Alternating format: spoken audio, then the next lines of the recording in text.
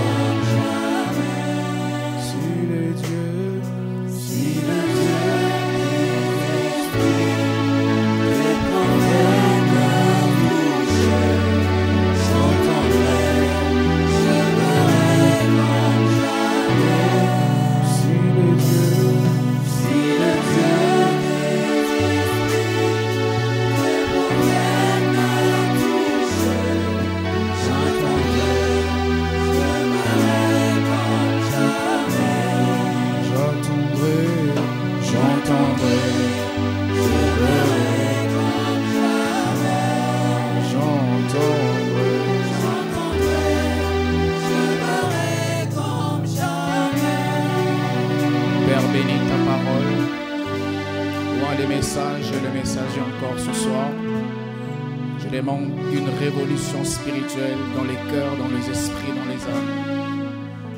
Je demande que tu donnes à mon frère, à ma soeur qui sera exposée en ligne ou en présentiel à ce message, une révélation de sa vraie identité en toi.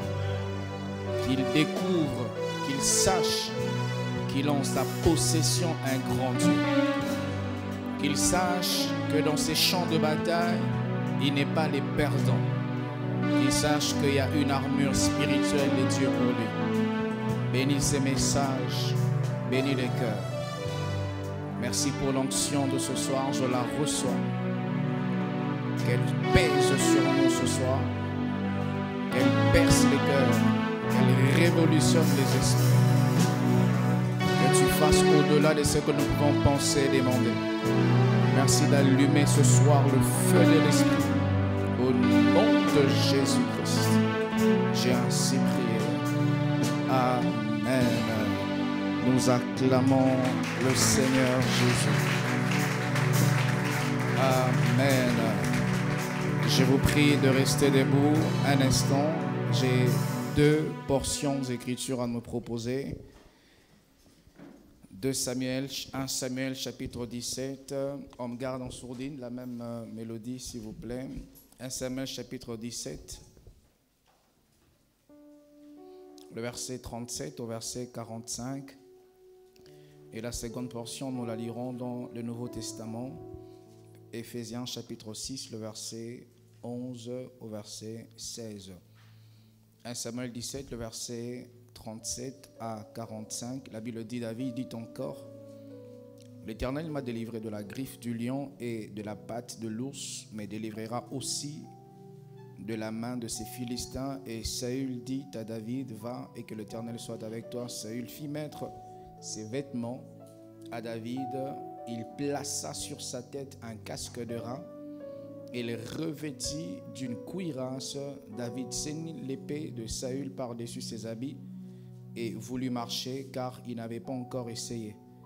Mais il dit à Saül, « Je ne puis pas marcher avec cette armure, je n'y suis pas accoutumé. » Et il s'en débarrassa, il prit en main son bâton, choisit dans le torrent 5 pierres polies et les mit dans sa gibecière de berger et dans sa poche. Puis sa fronde à la main, il s'avança contre les Philistins. Les Philistins s'approcha peu à peu de David et l'homme qui portait son bouclier marchait devant lui. Les Philistins regarda et lorsqu'il aperçut David, il le méprisa, ne voyant en lui qu'un enfant blanc et d'une belle figure. Les Philistins disent à David, suis-je un chien pour que tu viennes à moi avec un bâton, avec 2 bâtons?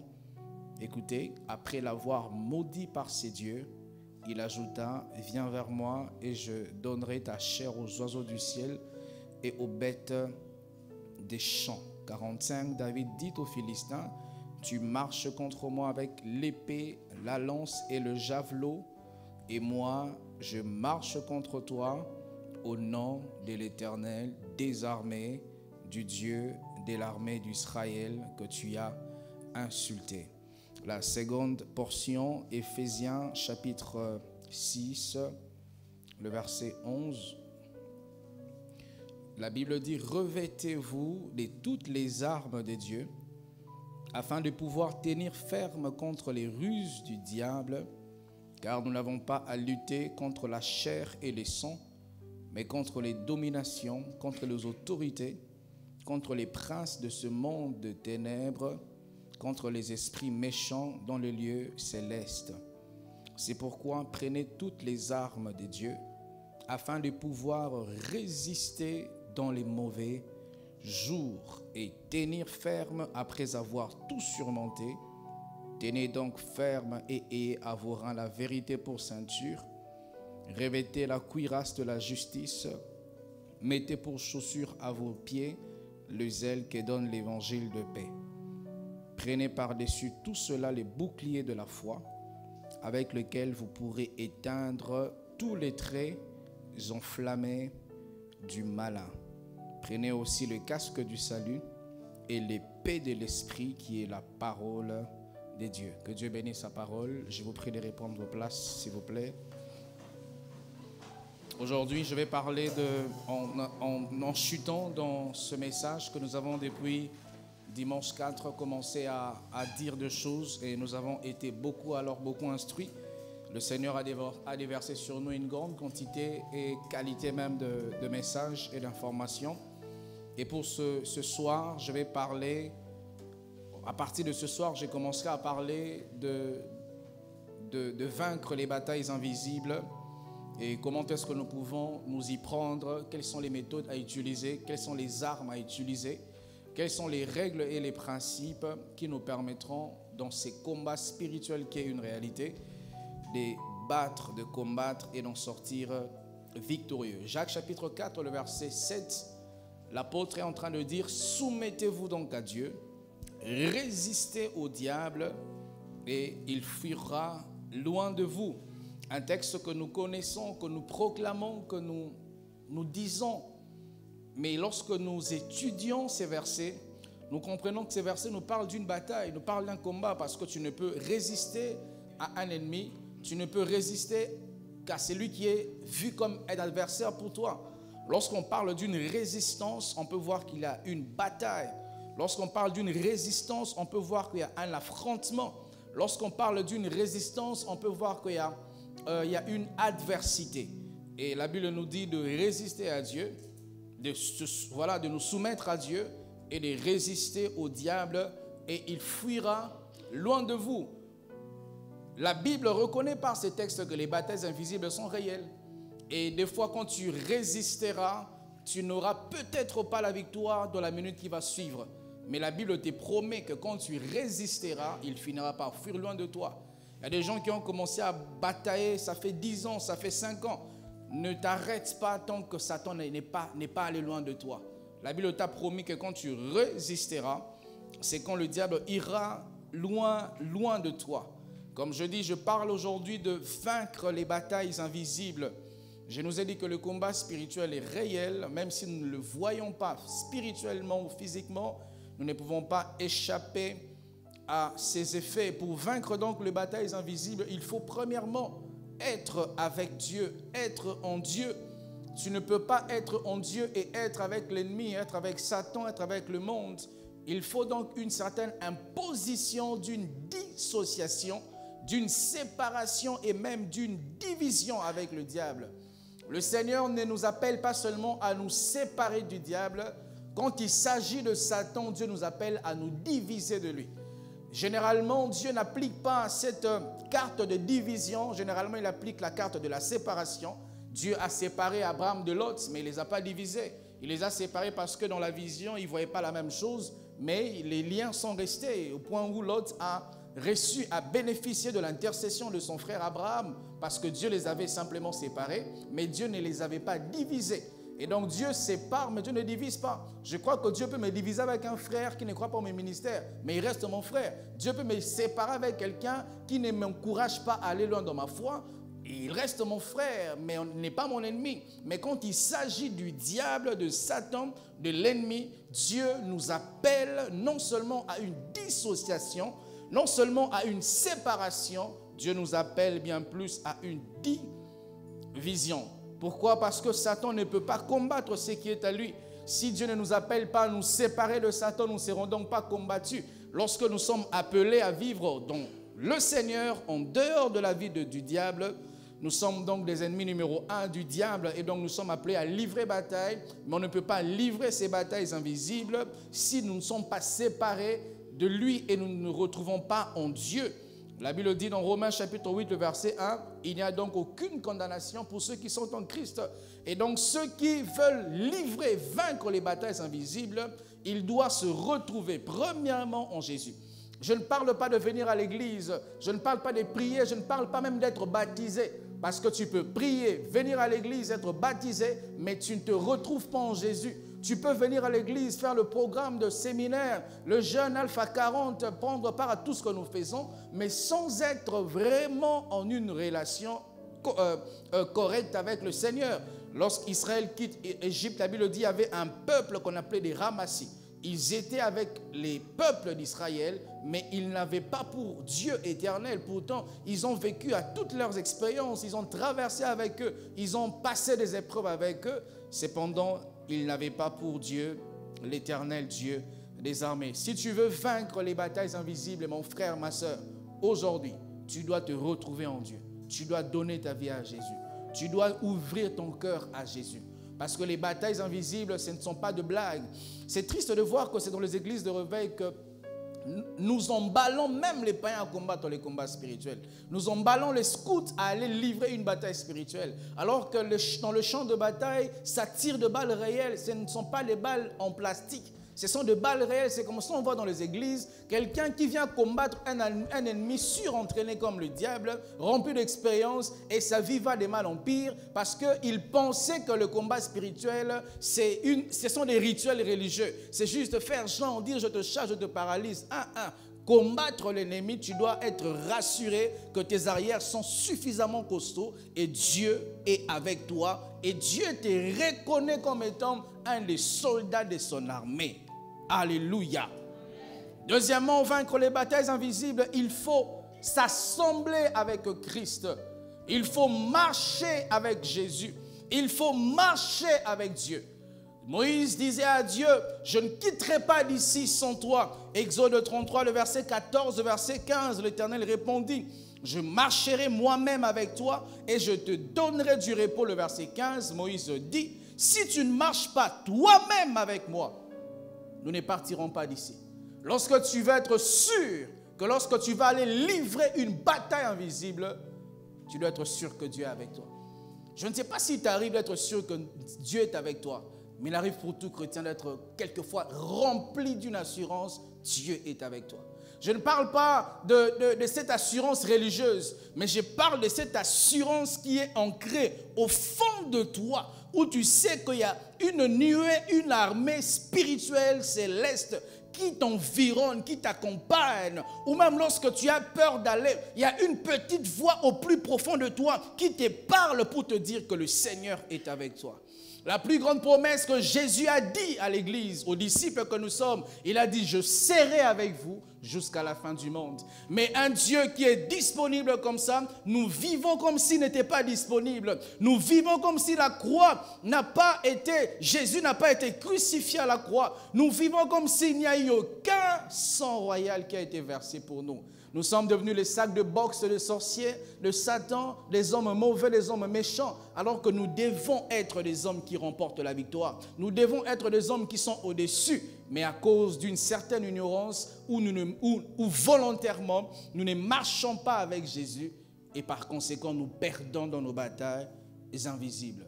Marcher avec Jésus, c'est être allié avec Jésus. Marcher avec Jésus, c'est être en communion avec Jésus. On peut être en relation avec Jésus sans être en communion avec Jésus. Tu peux être en relation avec ton père, mais tu n'es pas en communion avec ton père. Tu peux avoir offensé ton père, offensé ton mari, offensé ta femme, et pour un moment, il y a un temps de crise. Vous n'êtes plus en communion, vous ne vous entendez pas, mais la relation reste. Or, la communion est plus que la relation. Alléluia. La communion est élevée au-dessus de la relation. C'est comme on peut voir dans un travail, un patron qui, après les heures de service, il vient te rendre visite pour donner l'argent à ton mari, à ta femme, à tes enfants, parce que ils ne sont plus seulement en relation, mais ils ont une communion. Et quand la communion est brisée, vous allez vous limiter dans ce qui est professionnel. Mais lorsque vous établissez au-delà d'une relation, la communion avec Jésus, vous marchez avec Christ, votre parcours sera couronné de victoires. Frères, sœurs, Jésus a dit à Pierre, suis-moi et je ferai de toi pêcheur d'hommes. Est-ce que nous suivons encore Jésus aujourd'hui? Est-ce que c'est le Seigneur vraiment que nous suivons, ou nous suivons les églises du Seigneur, ou nous suivons les serviteurs du Seigneur? Je le dis bien, les domestiques de Jésus. Les églises sont pleines lorsque les domestiques prêchent, mais lorsque Jésus lui-même est là, les serviteurs ne viennent pas, les ouvriers ne viennent pas, les enfants de Dieu ne viennent pas. Les serviteurs voyagent, les domestiques n'est pas là, et alors que le patron est là, nous ne voulons pas entrer dans la maison parce que le domestique n'est pas là. Il faut marcher avec Jésus. Il faut être sûr que quand je vais aller livrer cette bataille, je ne serai pas seul. Vous savez, c'est rassurant pour un militaire de savoir que lorsque je vais en guerre, mon armée enverra le renfort. Lorsque je vais en guerre, je peux compter sur un coéquipier. Lorsque je vais au champ de bataille, je peux compter sur une armée. Mes frères et sœurs, marchez avec Jésus. Ne vous levez jamais sans être rempli d'assurance que Jésus lui-même marche avec toi. Je le dis autrement, je ne parle pas de l'onction de Jésus, je parle de lui-même Jésus. Je ne parle pas de ressentir un peu l'onction de Jésus le matin. Non, je parle de sa propre personne. Et sachez mes frères, marcher avec Jésus requiert de la maturité spirituelle. Parce que quelquefois Jésus peut être là mais tu ne sens pas les choses de Jésus. Alléluia. Jésus peut être là mais tu ne sens pas qu'il est là. Ce n'est pas parce que tu ne sens pas les zizanies religieux que Jésus n'est pas là. Jésus n'est pas dans les sentiments, dans les émotions. Jésus est dans l'être et Jésus est dans sa parole. Il nous a promis qu'il ne nous abandonnera jamais. Il sera avec nous jusqu'à la fin du monde. Même lorsque tu traverses la vallée de l'ombre de la mort, sache que Jésus est là. Même lorsque ta vie ne va pas comme tu aimerais qu'elle aille, sache que Jésus est là. Même lorsque tu traverses la pauvreté, les licenciements, la ruine, la médiocrité, tu dois te rassurer d'une chose, que Jésus est là. Tu dois fouiller dans ton cœur, fouiller autour de toi, regarder si Jésus est avec toi. Je vous ai relaté dans cette église l'histoire d'un homme qui avait régulièrement le songe. Il voyait, quand il marchait, avait toujours quatre traces de pieds. Et c'était assez régulier, mais il ne comprenait pas ce que ça voulait dire. Jusqu'à ce qu'il pose un jour la question à Dieu. Dieu lui dit, ces 2 traces de pieds que tu vois, ce sont tes pieds. Et les 2 autres traces de pieds que tu vois, mais que tu ne vois pas qu'il laisse ça, ce sont mes pieds à moi. Et à un moment donné de sa vie, il a revu les mêmes songes, les mêmes rêves. Cette fois, il n'a vu que 2 traces de pieds. Et il a posé la question à Dieu. Tu m'avais dit que tu seras avec moi. Mais comment cette fois, je ne vois plus tes traces de pieds? Et Dieu lui dit, tu es en train de traverser une saison très difficile de ta vie. Les 2 traces que tu vois, ce sont mes pieds. Je t'ai mis sur mes épaules. Même lorsque tu as l'impression que ça va mal, sois rassuré que Dieu est avec toi. Même lorsque c'est toi que la vie donne le coup. Des fois même ne recherche pas la victoire, mais recherche, c'est lui qui donne la victoire. Des fois ne recherche pas le travail, le pain quotidien, recherche la boulangerie. Rassurez-vous mes frères que Dieu est avec moi. Dans ce monde, c'est difficile. Je le dis, c'est impossible de réussir sans Dieu. Soit tu es avec Satan, soit tu es avec Dieu. Tu ne peux pas remporter une bataille invisible si Jésus n'est pas avec toi. Et sachez mes frères également que dans le monde spirituel, il n'y a pas de neutralité. La Bible nous parle dans Apocalypse 3, le verset 16. Si tu es ni chaud ni froid, je te vomirai. Tu dois soit être vraiment avec Jésus, et quand tu es avec lui, vraiment avec lui, soit tu n'es pas avec lui. Tu ne dois pas être dimanche à l'église, tu es là, enfant de Dieu, mais la semaine, tu n'es pas avec lui. Tu ne peux pas être toute ta journée, tu vis comme un païen, tu vis comme quelqu'un en qui n'habite pas le Seigneur, et tu veux maintenant la nuit dans tes combats que Jésus vienne. Non. Quelle est cette femme, quel est cet homme qui sera heureux, qui aura la promptitude d'aimer sa femme, d'agir au sujet de sa femme, si il a une femme qui ne fait que le mépriser?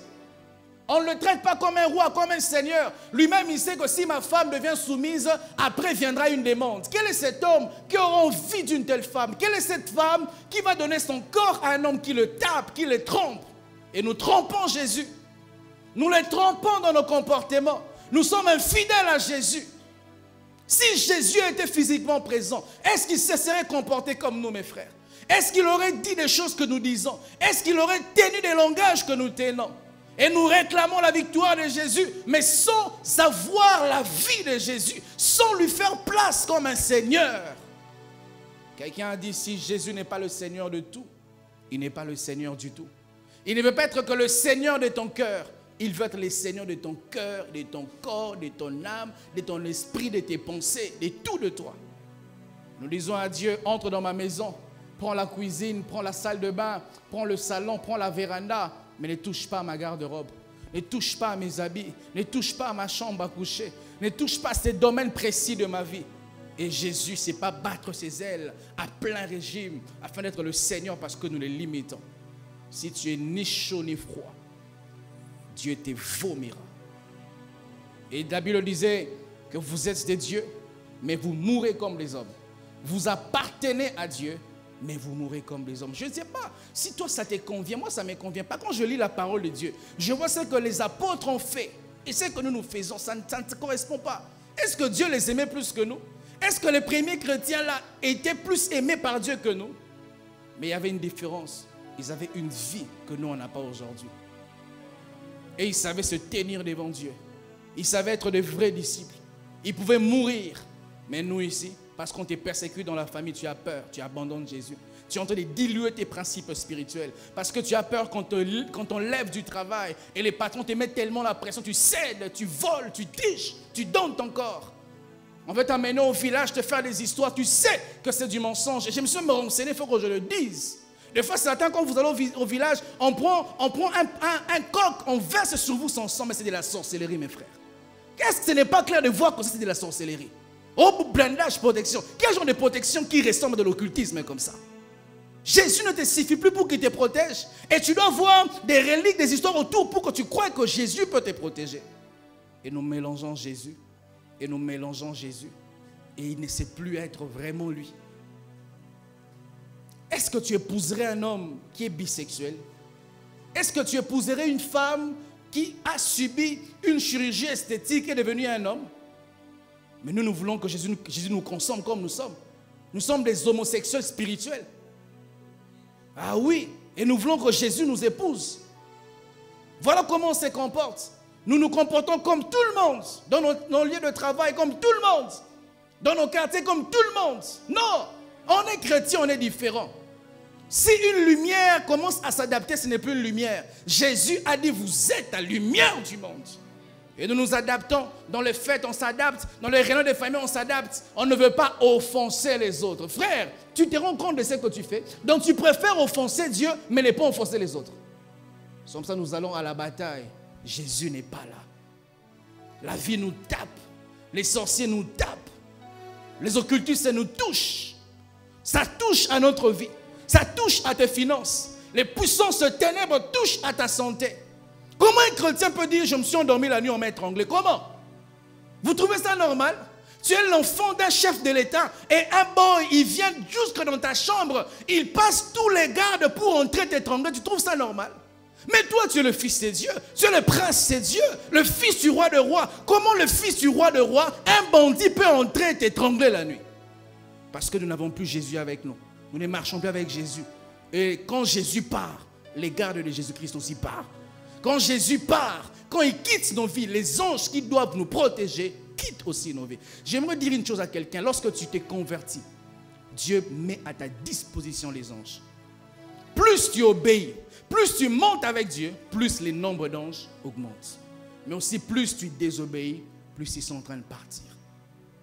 Depuis que tu t'es converti jusqu'à ce jour, il faut que tu sois sincère. Quel bilan tu fais de ta vie? As-tu toujours la même ambiance angélique qui est autour de toi?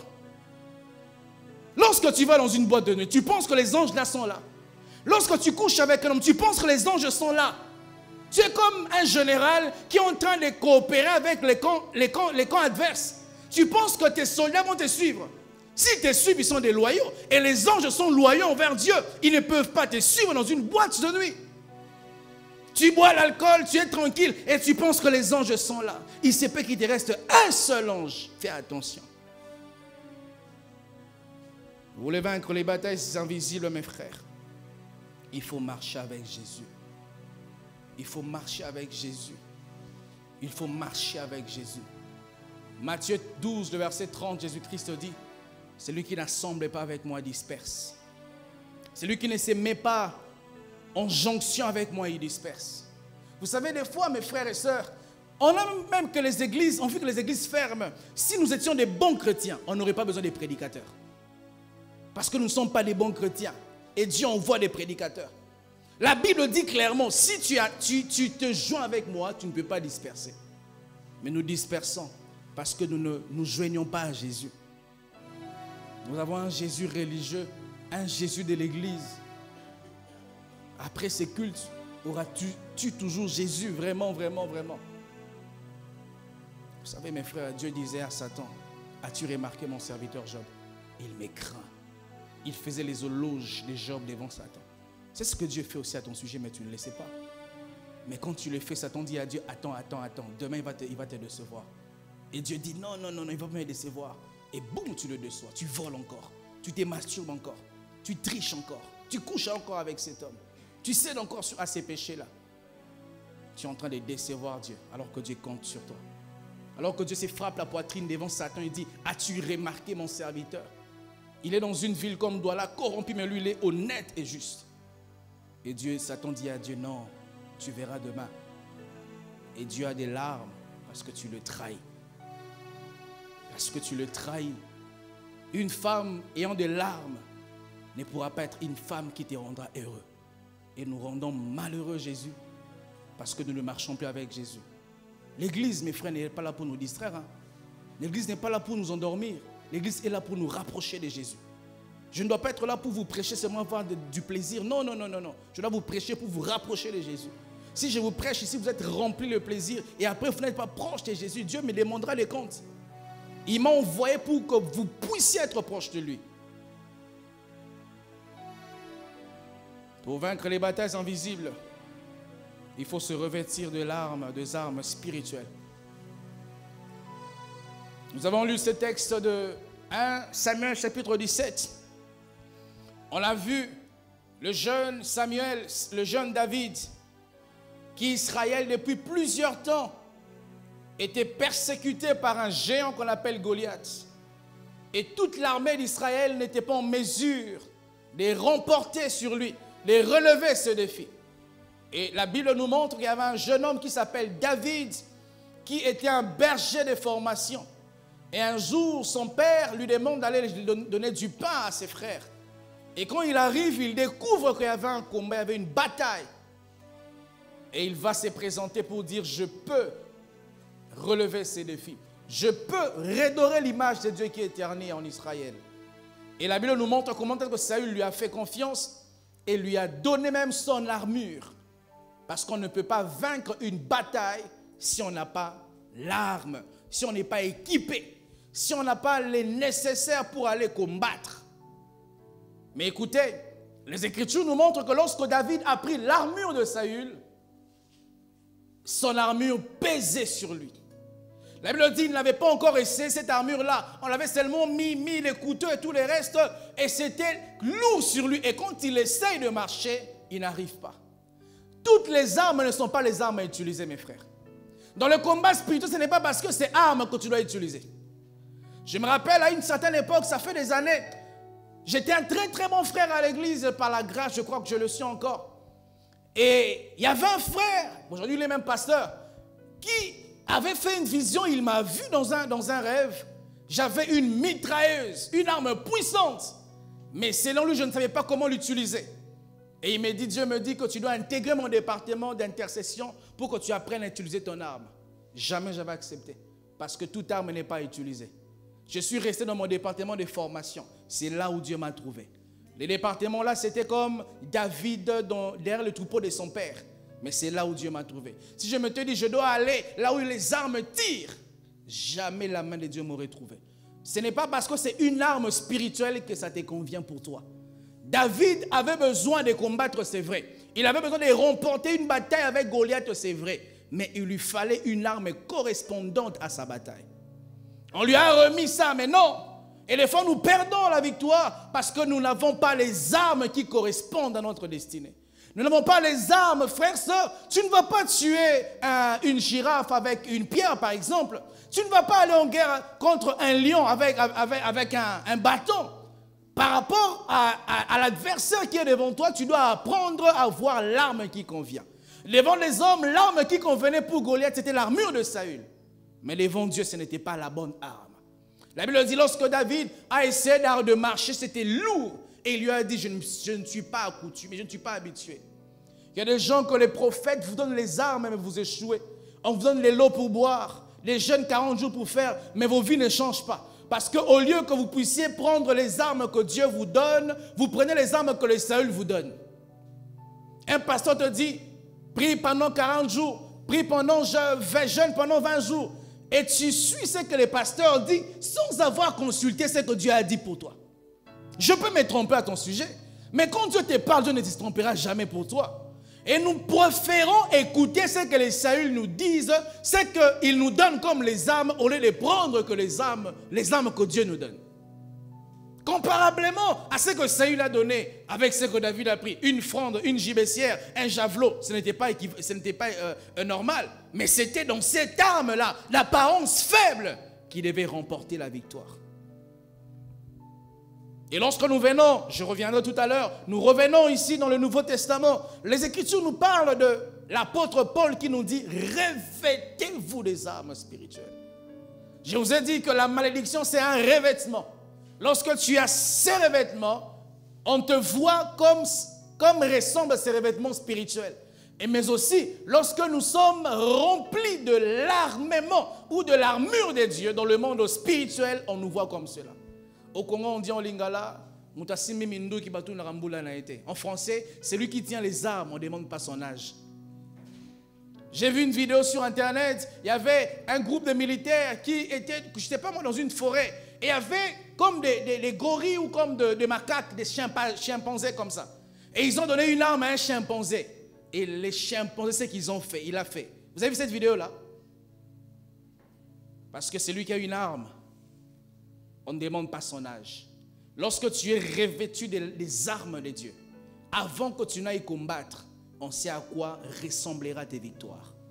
Lorsque tu es revêtu des armes de Dieu. Mais le problème, c'est que nous ne voulons pas revêtir les armes. Paul nous a dit, revêtez-vous des armes spirituelles. Mais nous, on ne veut pas. Que j'entends les gens qui me disent, pasteur, j'ai des sujets de prière pour toi. Non, je ne vais pas tout le temps prier pour toi. Dieu vous a appelé pour prier pour moi. Non, Dieu ne m'a pas appelé pour ça. Dieu m'a appelé pour te prêcher. T'apprendre comment tu dois prier pour toi-même. Dieu a dit par Paul, revêtez-vous des armes. Est-ce que nous nous revêtons, nous nous revêtons des armes? Nous voulons que ce soit mon arme à combattre, mais que mon frère qui doit revêtir. Depuis que j'ai commis l'erreur de parler des alliances, toi tu ne combats plus.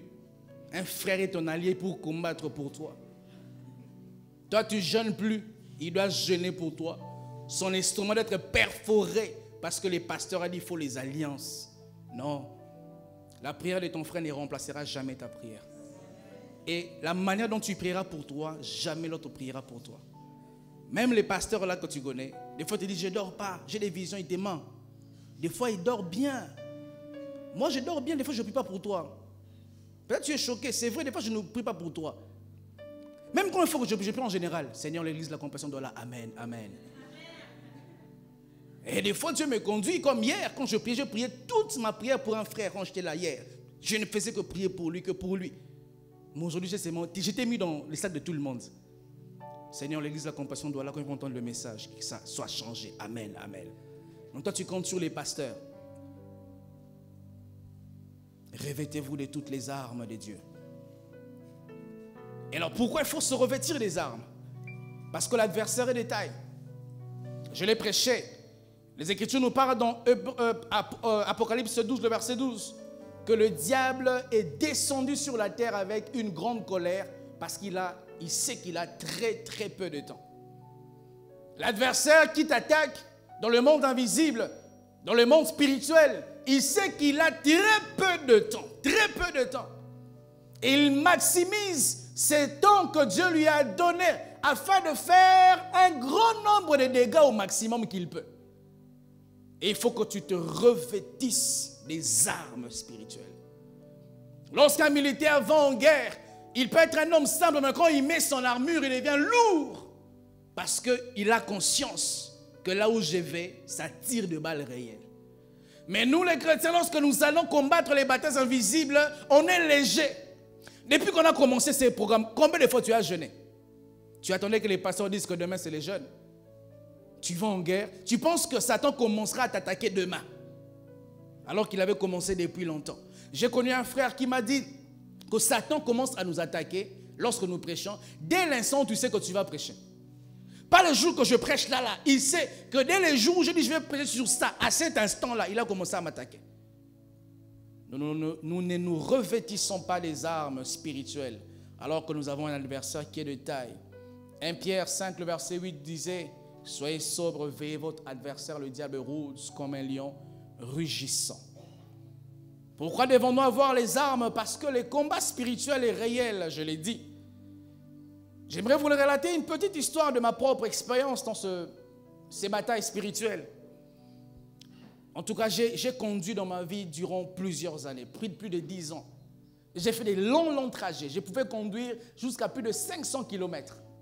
Un jour, je me retrouve, je conduis, je quitte Kinshasa pour Mwanda. En temps normal, ça fait 14 heures de route. Mais ces jours-là, j'ai fait 24 heures de route. Un jour, je me retrouve, je conduisais. J'étais là, il y avait mon chauffeur à côté. J'ai somnolé, j'ai dormi. J'arrive le lendemain à 14 heures. J'avais quitté à Kinshasa à 14 heures. J'ai toujours bien conduit. En tout cas, je n'ai jamais fait d'accident. Mais un jour, à la veille de mon mariage coutumier, lorsque je devais aller payer la dot, à 15h ou à 17h, chaque maman Béré qui en allait, je crois, acheter un article qui manquait. J'ai fait un accident, j'ai connu quelqu'un. C'était pour ma toute première fois, je veux le dire, et ma dernière fois. J'ai connu une femme. Cette femme-là, c'est comme si on l'avait jetée sur ma voiture comme ça. Je l'ai cognée. Son pied s'est ouvert, on voyait les os dedans. Et je l'ai cogné à un mauvais endroit. 12e rue, Petit Boulevard, UDPS. Là, il y a les combattants. Dans les hommes qui font la politique. Ces gens-là, c'est comme si ils attendaient que s'il y ait les problèmes. Et j'avais dans la voiture pratiquement tous les objets de la dot. Veste des papas, tout ça, chaussures. Ces gens-là ont envahi la voiture, ils sont entrés à l'intérieur. J'ai pris cette femme-là avec son sang, je l'ai mis dans la voiture, je suis allé à l'hôpital. Je vais à l'hôpital et ils commencent à venir, comme on dit là-bas, donc ils ont acheté ces problèmes-là. Ils commencent à venir l'un après l'autre. Je dis, Seigneur, c'est quoi ici? En tant qu'un bon chrétien, je pouvais aussi fuir. Parce que quand j'étais à l'hôpital avec elle, il n'y avait personne. Mais j'ai appelé quelqu'un qui est une autorité dans la police. Je lui ai dit, je connais quelqu'un. Qu'est-ce que je peux faire? Il m'a dit, va dans tel commissariat, présente-toi, on va t'entendre tous les règles. Je suis allé là-bas, on m'a arrêté jusqu'à 22 heures. Alors que demain, il y avait ma dot. Parce que le combat spirituel est réel. Ce n'était pas anodin. Pourquoi je n'ai pas connu? J'ai toujours conduit mes frères. Moi, j'ai toujours conduit. J'ai fait des longs trajets. Jamais j'ai connu quelqu'un. Même une voiture. Mais ces jours-là, je me retournais de connaître quelqu'un. Parce que le combat spirituel est réel. Un jour, j'étais en train d'enseigner à l'église. C'était un lundi. C'était un jour de mon anniversaire. C'était un 9 mars. J'enseigne à l'église avec zèle comme je l'ai toujours fait. J'ai laissé mon téléphone au bureau à l'église. Et quand je finis, je vais dans mon bureau. Je vois ma voisine, une vieille dame, avec beaucoup d'appels. Elle m'appelle presque jamais. J'avais compris qu'il y avait un problème. Et je rappelle, elle me dit que ta maison a pris feu. Il y avait les vestes que les pasteurs Marcelo m'avaient offertes. Imagine la veste du pasteur Marcelo. C'est grand, mais je ne voulais pas donner ça à quelqu'un d'autre. Pour moi, j'avais un peu d'argent que j'avais mis dans mes vestes. Toutes mes vestes là, tout l'argent brûlait. Je dis à Dieu, je n'étais pas dans une boîte de nuit. Je prêchais l'évangile. Pourquoi tu permets ça? Il y a des chrétiens comme ça, ils pensent que parce qu'ils servent Dieu, il n'y aura pas de malheur. Pourquoi on m'a volé? On met Dieu à la barre. Que Dieu me réponde à l'interrogatoire. Non, tu peux servir Dieu, mais Dieu te frappe. Hein? Dieu a permis que Job soit touché, mais Job n'avait pas péché. Hein? Et nous abandonnons Dieu parce que nous pensons que venir à Christ, c'est l'exclusion de mal ou l'exclusion de la souffrance. Non, non. D'ailleurs, c'est convertir à Christ amènera des souffrances. Jésus a dit ça. Hein? Quand vous allez vous convertir, vous aurez ceci, et les persécutions. Mais nous n'aimons pas cette face-là de Jésus. Nous aimons Jésus quand il nous bénit. Mais quand il prend la chicotte, nous ne l'aimons pas. Des fois, Jésus prend la chicotte pas parce que tu as péché, tu sais.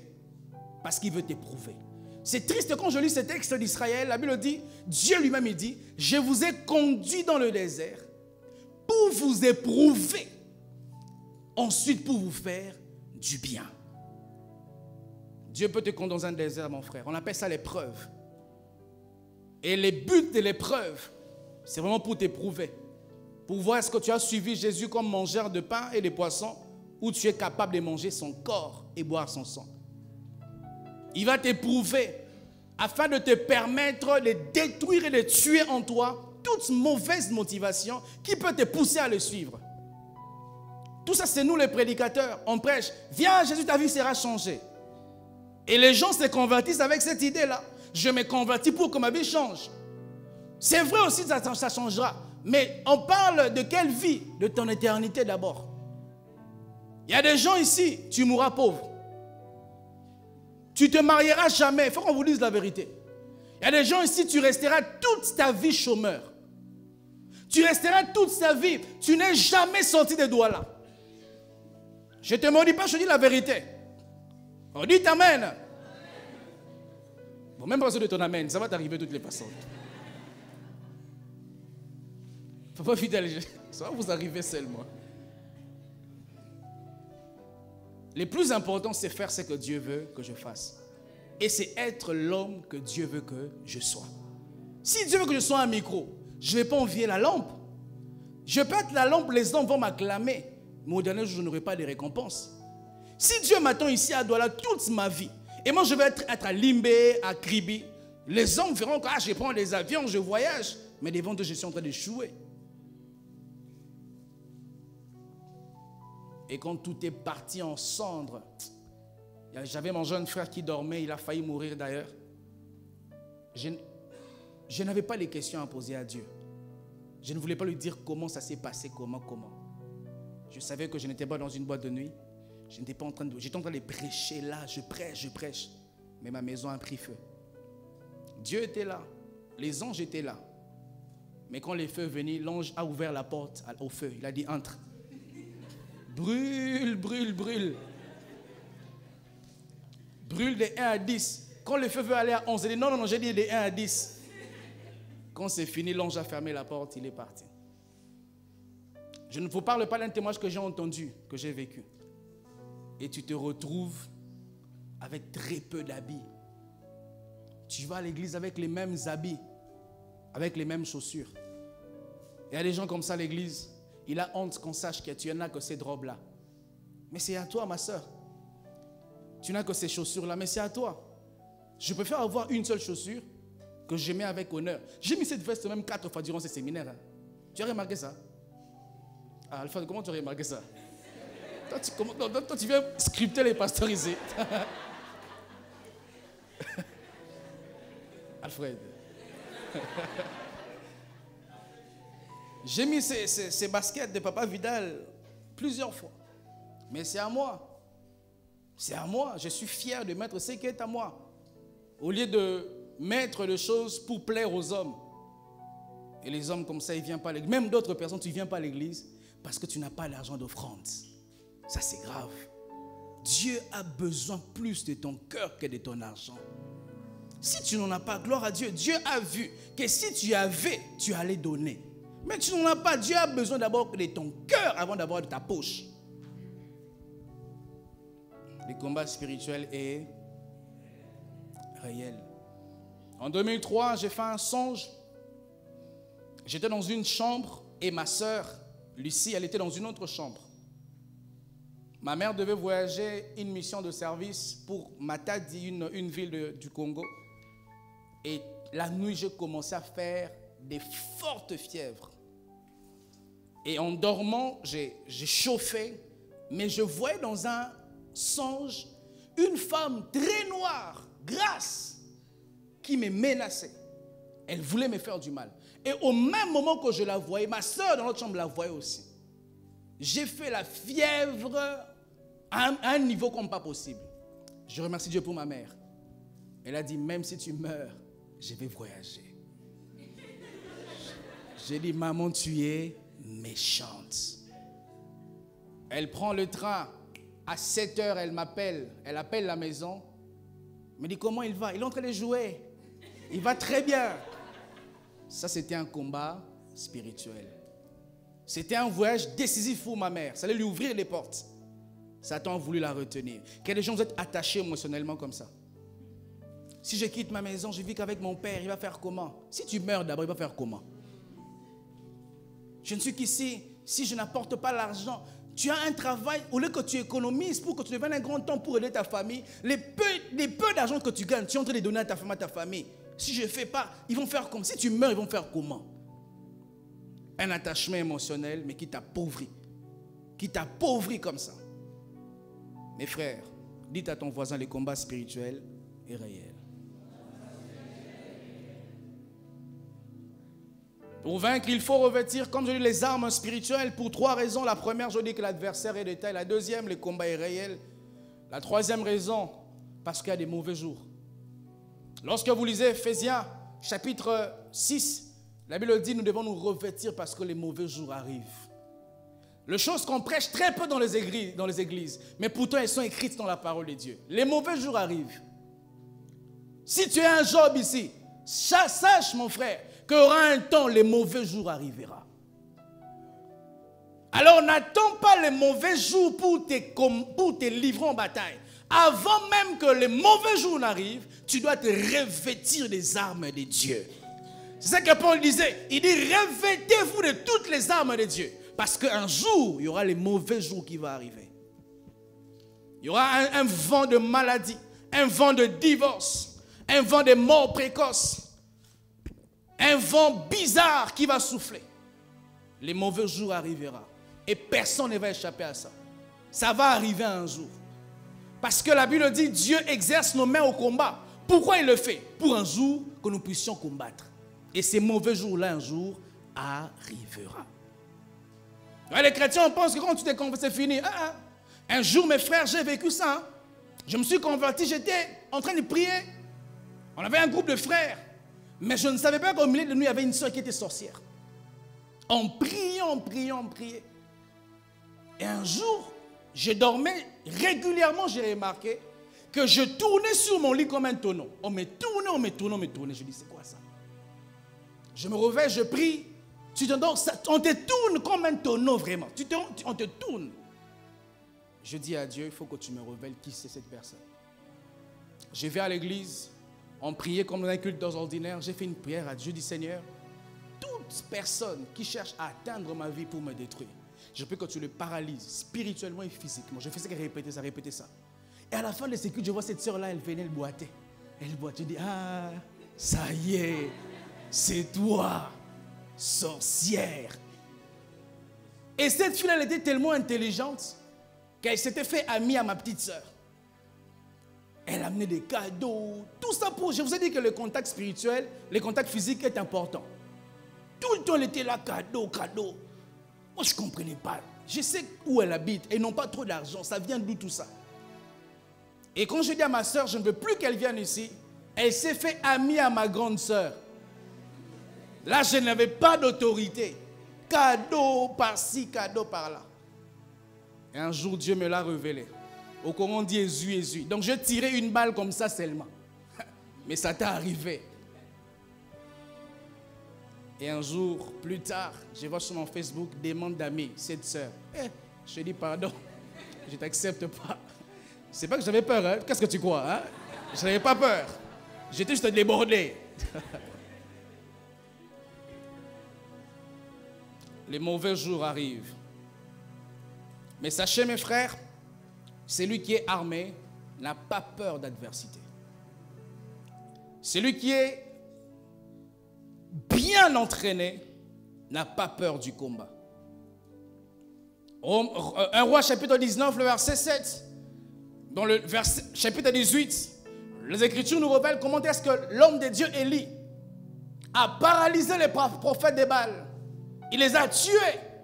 Et un autre épisode, il a prié, les prodiges se produisent, si je peux le dire comme ça. Le feu est descendu du ciel, la pluie est revenue. Dans le chapitre 19, la Bible dit que Jézabel a appris tout ce que Élie avait fait à ses prophètes. Et il a envoyé des messagers pour dire à Élie, si je ne te fais pas ce que tu as fait à mes prophètes, que les dieux me traitent dans toute leur rigueur. Et Élie entend le message. Il commence à avoir peur. Il commence à fuir. Et il arrive quelque part dans le verset 9 de 1 Roi 19. La Bible dit, l'ange vint encore pour une seconde fois dire à Élie, mange et bois, car le chemin est long. Lorsque tu sais que tu es bien armé, tu n'auras pas peur de l'adversité. Lorsque tu sais que Dieu t'envoie dans cette nation, dans cette vie, dans ce mariage, cette famille est bizarre, ta belle famille, tu sais que c'est bizarre, mais tu sais que tu es bien chargé, tu n'auras pas peur de l'adversité. Un téléphone bien chargé n'a pas peur d'être connecté sur Internet. Alléluia. Un pneu, un véhicule qui est plein de carburant n'a pas peur de faire un trajet. Un véhicule ici à Douala qui est en ordre avec tous les documents n'a pas peur de rouler. Je sais de quoi je parle. J'étais champion à Kinshasa, mes frères. Béni soit Dieu pour les agents de la mairie de Kinshasa. Ils m'ont aidé à découvrir les routes secondaires, à découvrir. Tu le vois, tu gares. Tu attends que toutes les voitures passent. Tu mets la vitesse comme une fusée, tu passes. Et quand je suis venu ici nouvellement, j'avais des urgences. Mon ombre, qu'elle était enceinte, il fallait aller à l'hôpital. Tout le temps, j'ai demandé à quelqu'un un véhicule. Et je n'avais pas les permis. J'étais prudent comme le serpent. Prudent. Je connaissais même les routes Bonakamwa, Aquanor. Je sais qu'ils se tiennent souvent à Deido ou à Fer Rouge Tébessengue. Prudent comme tout. Mais les jours que j'ai reçu mes documents, c'est moi qui vais même vers eux. Un jour, je suis allé quelque part ici à Koumassi. Je les vois là, on m'arrête. J'ai bien garé. Je dis, bon, je suis pasteur, qu'est-ce que vous voulez? Je donne tous les documents. Et voilà un qui me dit, ce document est très vieux. Je dis, ça fait quoi? C'est faux ou c'est pas faux? Non, c'est vrai, mais c'est très vieux. Bon, donne-moi une bouteille de champagne là, on va partir vite. Je savais que j'étais bien armé, je n'avais pas peur. Et spirituellement, quand tu sais que tu es armé, même si tu es dans ta chambre, les choses bougent, tu sais que tu es armé. La Bible dit, ils vous feront la guerre. La guerre, ça viendra. Mais la victoire ne viendra pas. Ils vous attaqueront au travail. Mais tu sais que tu es sûr. J'ai un chien à la maison, c'est un berger allemand. Il est rempli d'énergie, ce chien-là. Il peut jouer toute la nuit. Quand on l'enferme et quand il sort, c'est vous qui devez rentrer à la maison. Parce qu'il sait qu'il a trop d'énergie. Et quand tu sais que tu as trop d'énergie, rien ne peut t'atteindre. Je te parlerai de comment avoir l'énergie pour ton esprit. La première chose, je vais t'en parler demain après-demain. Il faut apprendre à te tenir à la source d'énergie. Te tenir devant Dieu comme Élie. Ou même quand les gens dorment, ton corps ne veut pas prier. Tu sors ton corps du lit. Rekadakaba. Même quand des fois tu pries, tu t'endors, tu te réveilles. Rekadakabaka. J'aimerais dire à quelqu'un, on ne prie pas toujours de manière fluide. Des fois tu prieras, tu vas somnoler. Mais si somnoler n'est pas la mort, je me réveillerai et je vais continuer à prier. Nous arrêtons à prier parce que la fatigue... Non frère. Les champs de bataille rudes. Tu dois manger et boire. Parce que le chemin est long. Tu tombes dans un péché régulièrement. Ne reste pas dedans. Relève-toi. Regarde à la croix. Répands-toi. Continue la course. Tu sais toi-même que Dieu ne t'a pas appelé à finir comme ça. Tu sais toi-même que Dieu t'a appelé à être quelqu'un. Et tu entends les bruits de la guerre. Ou tu entends les bruits de la bataille.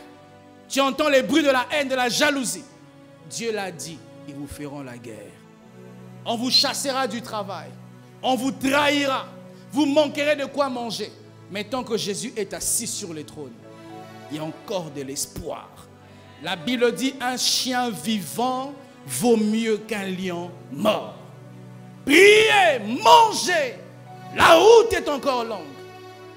La route est encore longue, mes frères. Tu as 20 ans, tu n'étais pas ce que tu es aujourd'hui. Et comment tu t'imagines 20 ans encore après? Il y a 10 ans, tu n'étais pas ce que tu es aujourd'hui. Mais pourquoi tu dois t'arrêter? Parce que l'adversité, tu dois manger et boire. Même si les gens ne comprennent toujours pas la méthode avec laquelle Dieu utilise pour te bénir. Tu n'as pas besoin que les gens comprennent ça. Jésus, quelquefois, il disait à quelqu'un, va, ta foi t'a sauvé. Mais quelquefois, il prend le crachat, il met dans la boue, il applique sur les yeux. Et si Dieu a une méthode pour moi, où il doit m'envoyer l'adversité pour devenir fort, je dois accepter cette méthode-là et combattre. Il paraît, mes frères, que les palmiers poussent en profondeur lorsqu'il est exposé au vent. Ça veut dire, les palmiers, lorsqu'il veut prendre les racines, les vents soufflent, il prend des racines. Les vents soufflent, il prend des racines. Et ce qui ne te tue pas, te rend plus fort. En temps normal, tu serais mort depuis longtemps. Hein?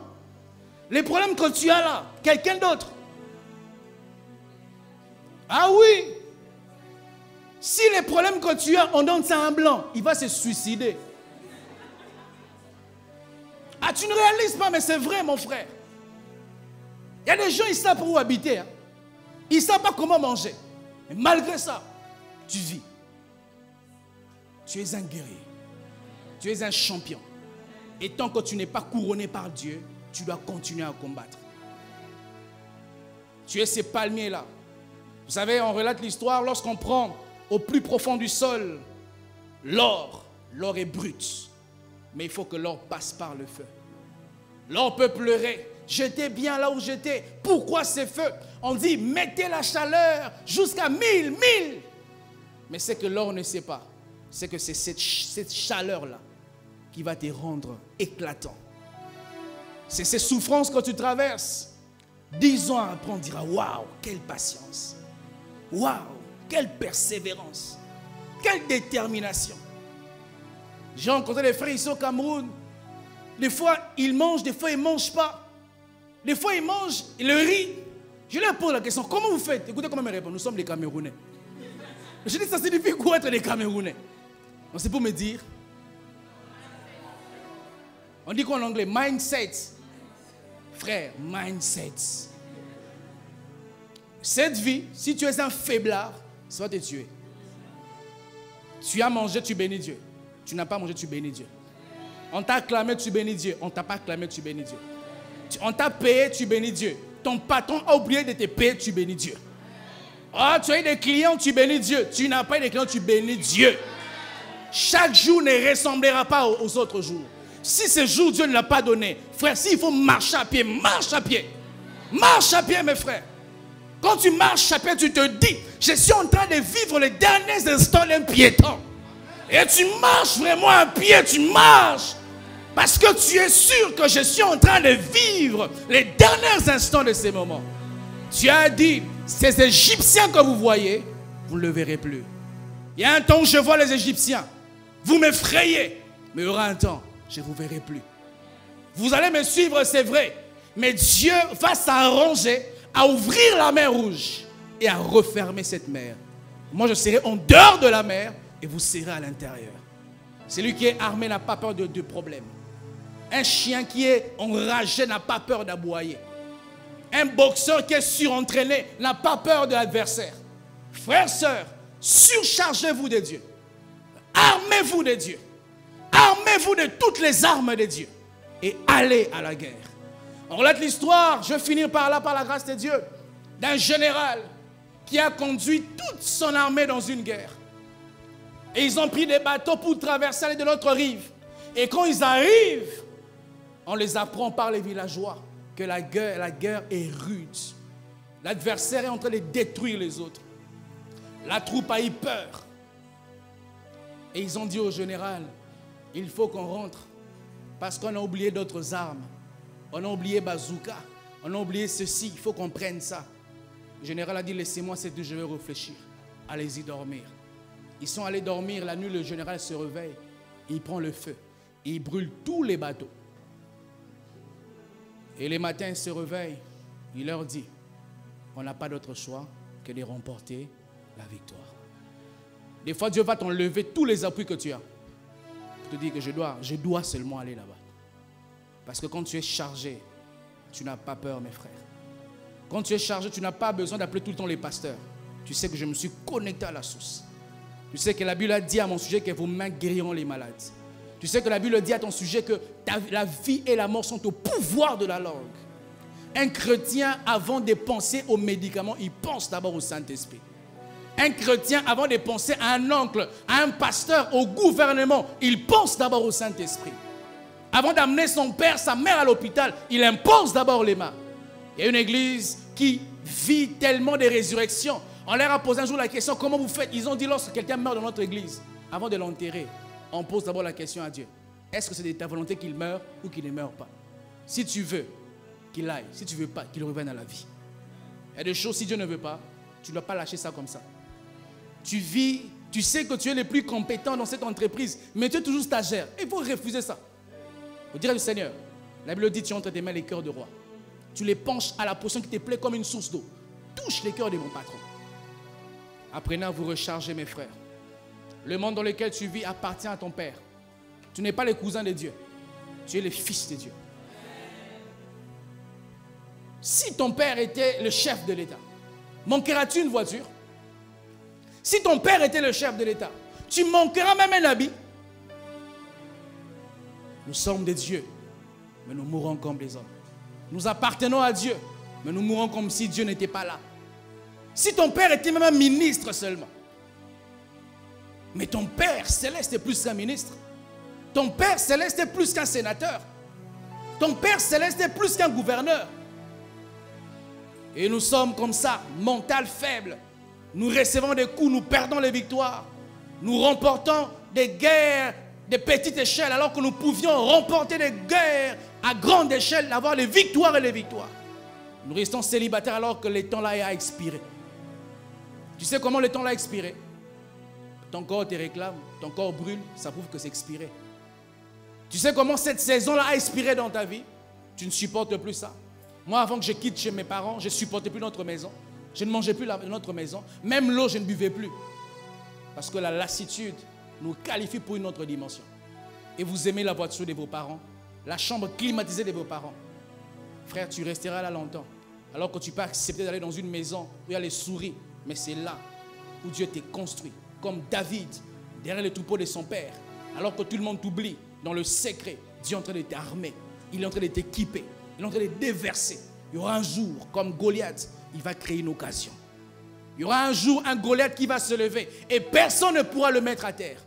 Et on va demander à David de venir.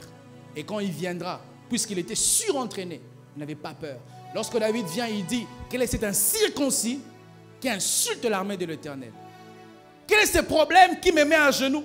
Ce problème qui me fait verser des larmes tout le jour. Lorsque je sortirai d'ici, je vais encore penser à ça, à cette dette, à ces problèmes. Oh non! C'est un circoncis. Il faut que je coupe sa tête. C'est un circoncis. Il faut que je lance une pierre sur son front. Il faut qu'il se mette à genoux. Lorsque David a refusé les armes de Saül, il est allé à la source. Prendre 5 pierres. Il faut que tu ailles à la source. Prendre les armes conventionnelles. Les armes adaptées. Et que tu jettes une pierre sur le front de Goliath. Et bizarre, la Bible dit que Goliath est tombé la face contre terre. Parce qu'il est écrit que tout genou fléchira. En temps normal, il fallait que Goliath tombe en l'envers. Parce que la force est venue de devant. Mais Dieu a dit, rentre, rentre, rentre. Tu as insulté Dieu. Il faut que tu te fléchisses là, devant. Que Dieu vous bénisse abondamment. Nous nous tenons debout, nous allons prier pendant 5 minutes. Tu vas demander à Dieu de t'armer. Il y a des batailles invisibles.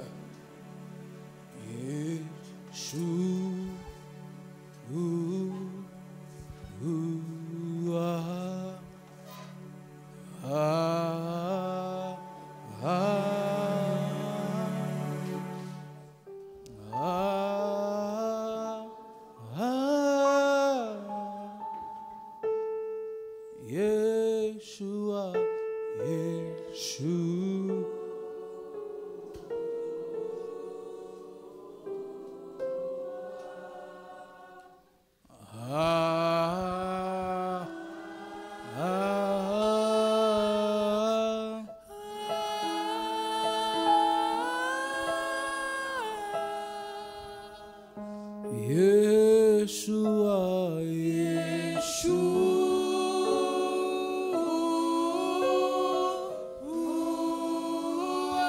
Yeshua,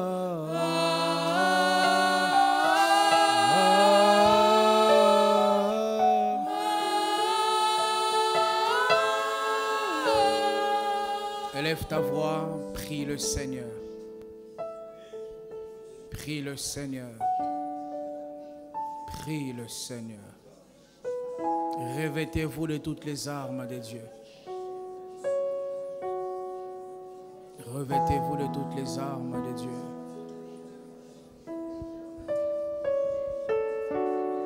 Revêtez-vous de toutes les armes de Dieu. Les mauvais jours arrivent. L'adversaire est de taille. Le combat spirituel est réel. Kalalabashadalabakas. Oh talalabashatalabakantelebech. Maradalalabakantalabalabababosh. Oh zuvadagazikatayabash. 5 minutes peut changer les choses. 5 minutes peut te donner une onction particulière. 5 minutes, c'est suffisant. Radagadagalalabagash. Etalabagadagadagadagas. Rekadagadagabagazindagadagabash. Je veux un revêtement d'armes spirituelles. Je veux un revêtement d'armes spirituelles. Je veux un revêtement d'armes spirituelles. Je veux être équipé, armé, équipé, armé. Radagaziga dalabagaziga talabaga sekete. Oreke sikete ke sikete. Oui, monte, monte. Tu fais bien les prier, mon frère. Tu fais bien les prier, ma soeur. Ces Goliaths doivent tomber. Ces problèmes de couple doivent finir. Ces problèmes sociaux doivent finir. Ces problèmes financiers doivent finir. Ces problèmes de santé doivent finir. Ces problèmes professionnels doivent finir. Radagadaga zugadagada. Et sopateleke siakatolobosh. Oreka subakantelebe. Ces problèmes où tu ne sais pas vivre ta foi, où tu caches tout le temps ta foi, ça doit s'arrêter. Tu dois vivre pleinement ta foi. Rien ni personne ne peut t'arrêter. Redele bebe bebe shakoto. Endilibika supradagadi yabash.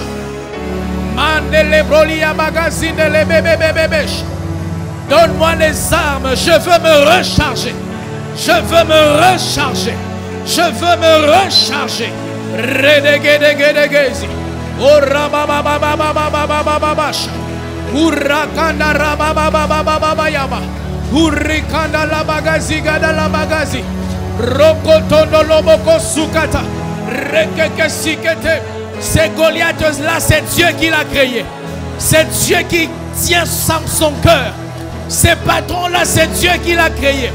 Ton mari là, c'est Dieu qui l'a créé. Ta femme là, c'est Dieu qui l'a créé. Cet oncle, c'est lui qui s'oppose à toi. C'est Dieu qui l'a créé. Que Dieu vienne fléchir son cœur. Que Dieu vienne fléchir son cœur. De la même manière qu'il a fait fléchir Goliath. Que ces problèmes se fléchissent. Ces problèmes de loyer. Ces problèmes de scolarité.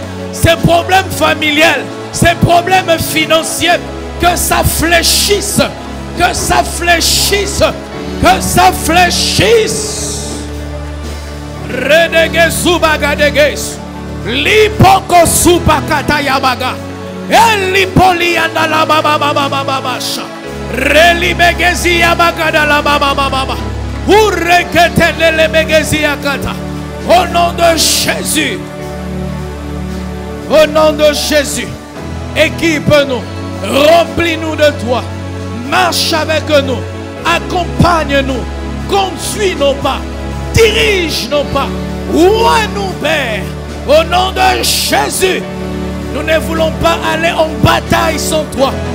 Nous voulons aller en bataille avec toi. Avec ta compagnie. Avec ton assistance. Dans le nom de Jésus.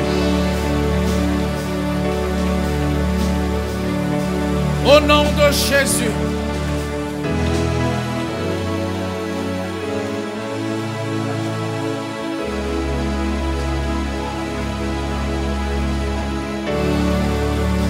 Au nom de Jésus. Donne l'équipement, Père. Déverse les armes, déverse l'onction sur quelqu'un. Allume le feu pour la guerre dans la vie de quelqu'un. Donne la puissance, le pouvoir, l'autorité à quelqu'un. Élève l'esprit de quelqu'un. Oh Dieu, qu'il ne soit pas en bas. Il est écrit que mon serviteur se lèvera, il se lèvera bien plus haut. Que ses péchés ne soient pas maîtres de mon frère et de ma soeur. Qu'il ait la capacité de les dompter. Au nom de Jésus.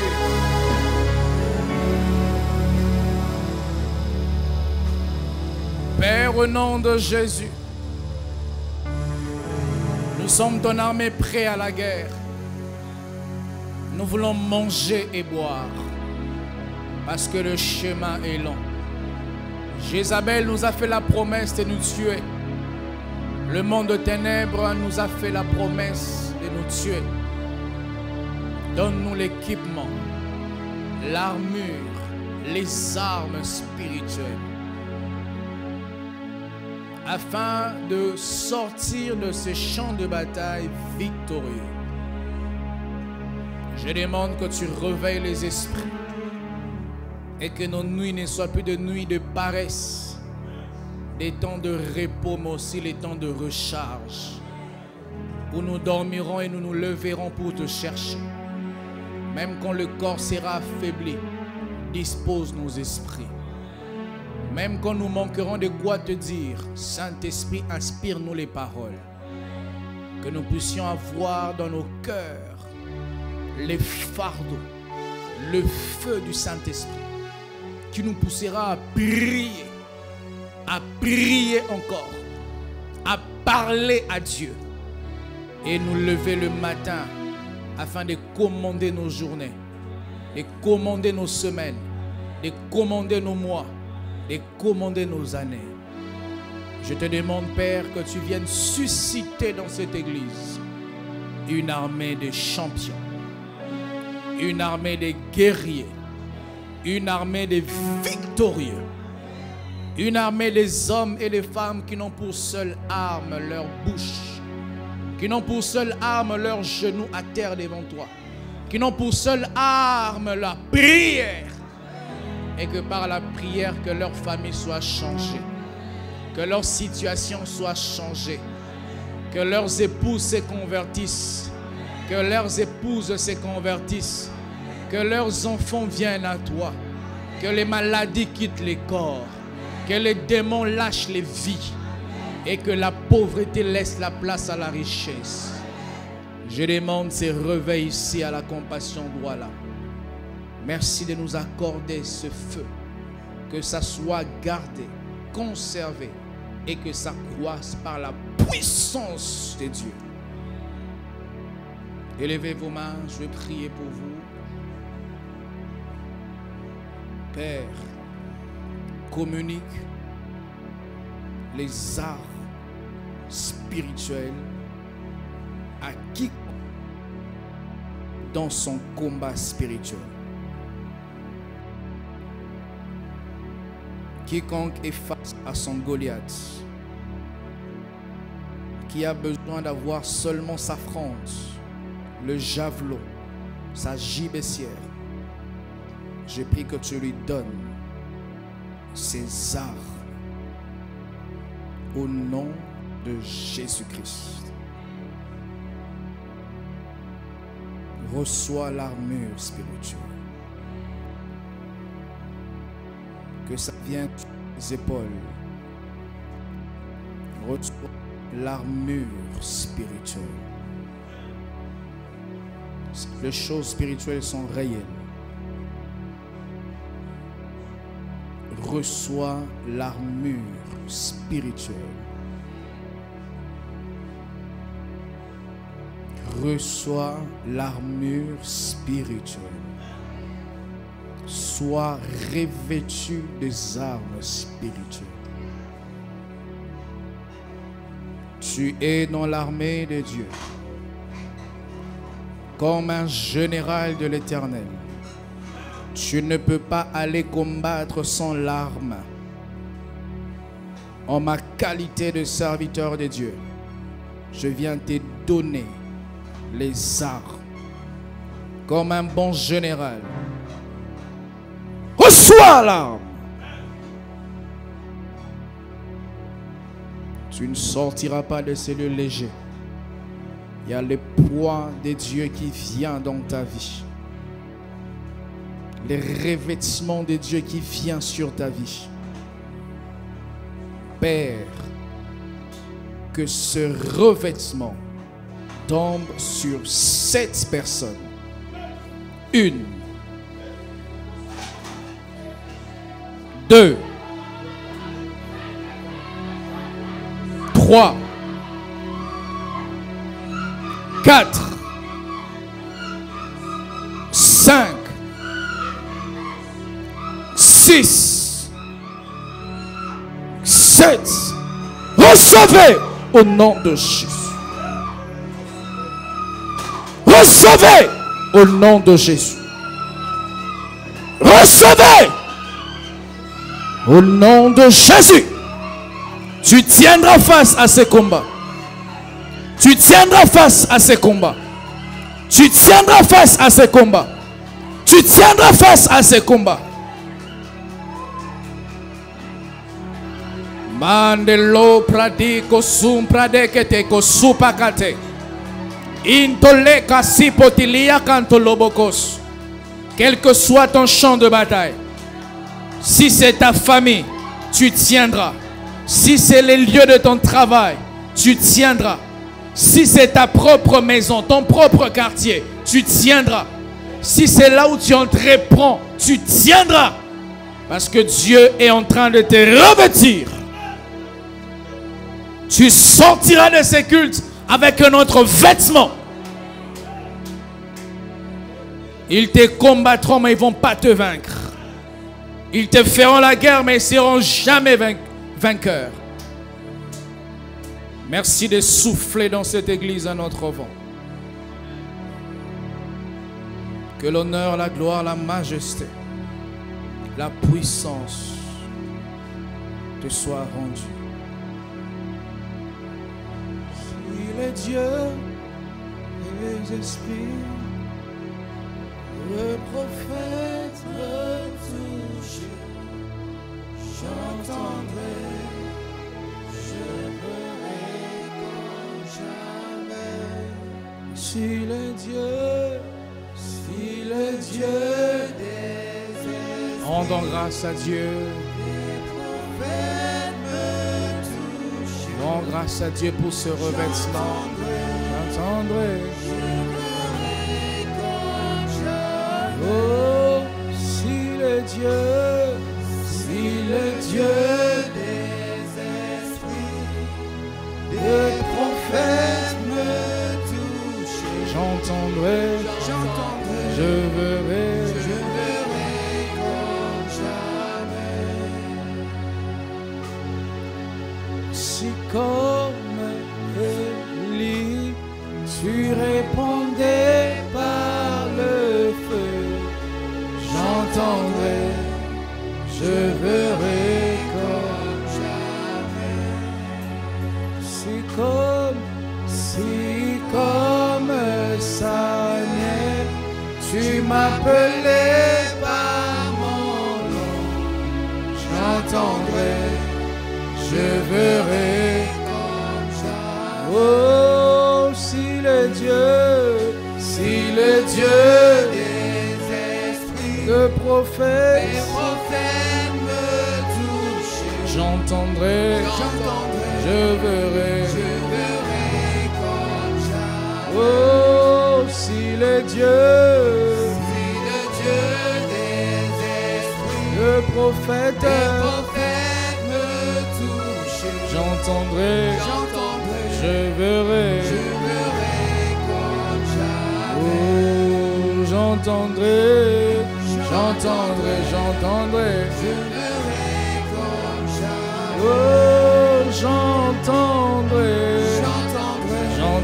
je verrai comme jamais. Oh, j'entendrai,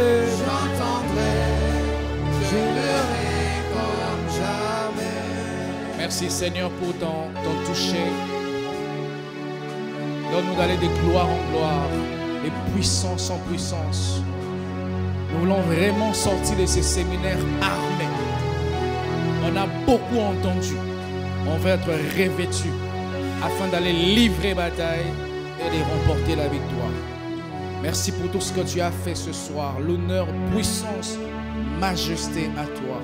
Au nom de Jésus, nous avons ainsi prié et reçu. Amen. Nous acclamons le Seigneur. Amen.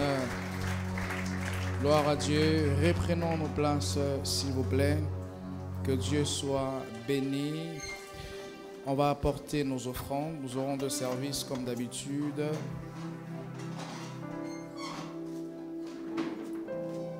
Le tout premier, nous allons offrir à Dieu et en parallèle soutenir la vision, l'aménagement du temple. Et dans le second, tu vas bénir la parole qui t'a béni ce soir et apporter ta dîme si tu l'as. Nous nous approchons dans le nom de Jésus. Et je profite très rapidement de donner les communiqués. Je vais continuer cet enseignement. Demain, soyez là. Je vais parler des armes offensives et les armes défensives.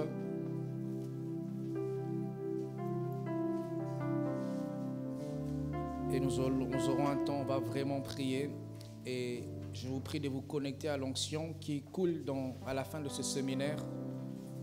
On n'est pas là en spectateur, on doit être là en acteur, vivre vraiment Dieu. Donc on ne veut pas être là, écouter, être borné, entendre, mais on veut écouter, ressortir de ces lieux. Des nouvelles personnes qui ne dépendent pas du pasteur de l'église, mais que vraiment qui sont revêtues de la puissance de Dieu. Et vendredi à 16h30, il y aura l'enseignement des baptêmes et je vais baptiser samedi à